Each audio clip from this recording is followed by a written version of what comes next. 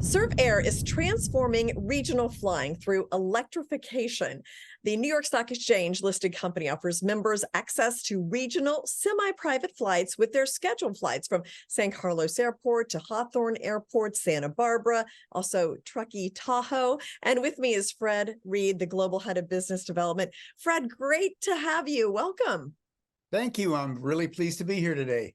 Now, there's been a lot of movement and recent investments being made across the aviation industry into what many consider the next phase of air travel, electric planes. So, as an existing airline, why is this evolution into electric propulsion so important, and how is the company taking advantage of that? Well, we happen to be an existing airline, which is good because this supply will come to us. However, I should stress that we are going to be partnering with Textron to produce brand new electric aircraft coming off the assembly line in 2026 or 2027.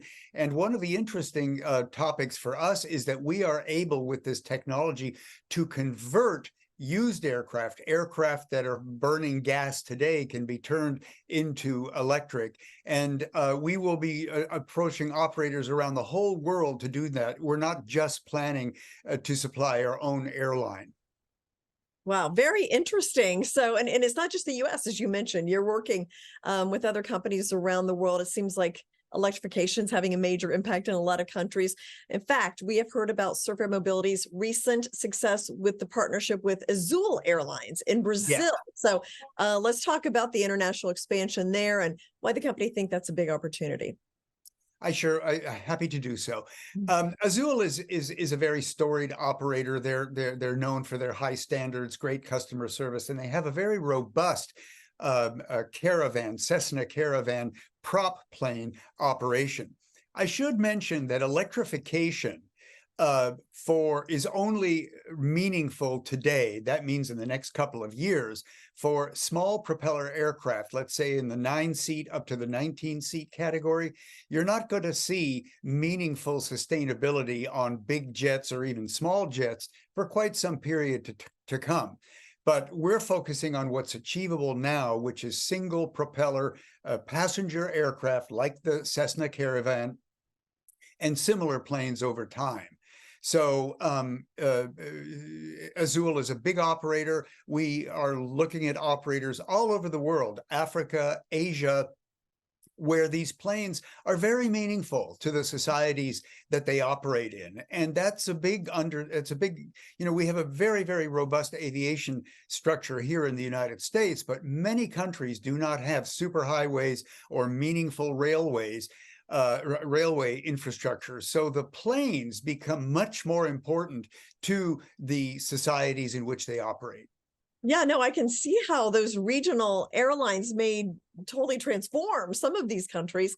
So, as a global head of business development, there are a lot of partnerships that you're bringing together, Azul, as you just mentioned, that have aligned with your mission and are supporting the development of your technology. So, walk us through the company's strategy for bringing electric planes to market and who the key players are.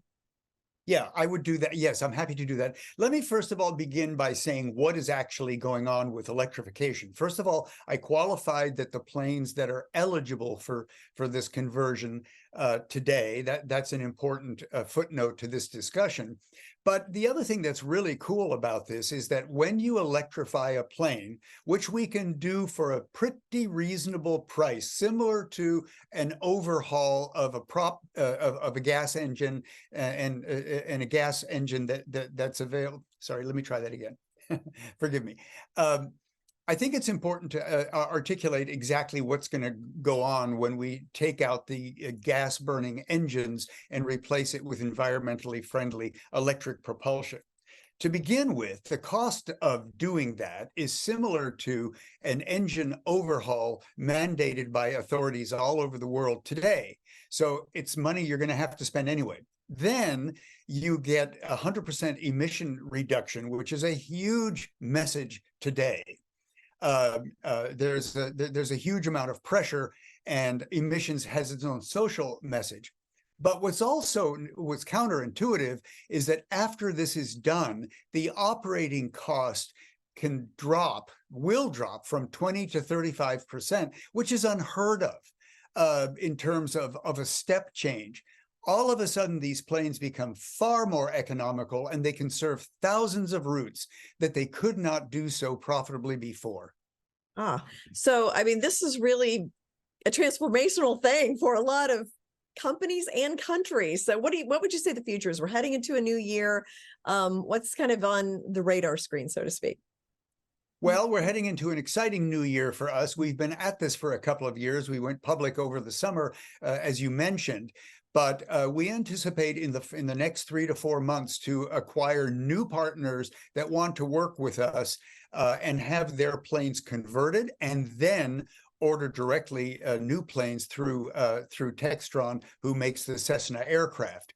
Now, I call them partners, not just customers, because we're at the stage where we're going to be filing for the regulatory approvals in the first quarter of next year. We expect it to take 2 or 3 years. That's pretty normal, but it's a lot easier than certifying an entire new airplane. We are only dealing with the propulsion, and all the other parts of the aircraft are untouched. Regulators tend to like that.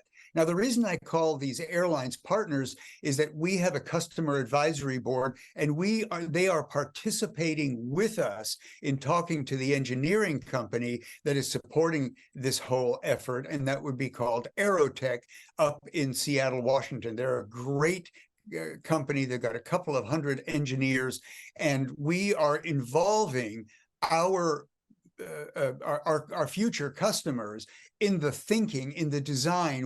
Where do they want the batteries placed? How do they want things to be? How do they want the software constructed? So we are really involving them in shaping the aircraft, which is a bit unusual. Mhm. Okay, well, it sounds like you have an exciting 2024 ahead. So thank And beyond that. yeah, thank you so much, Fred, for joining us, updating us on SurfAir. Thank you. I really enjoyed it.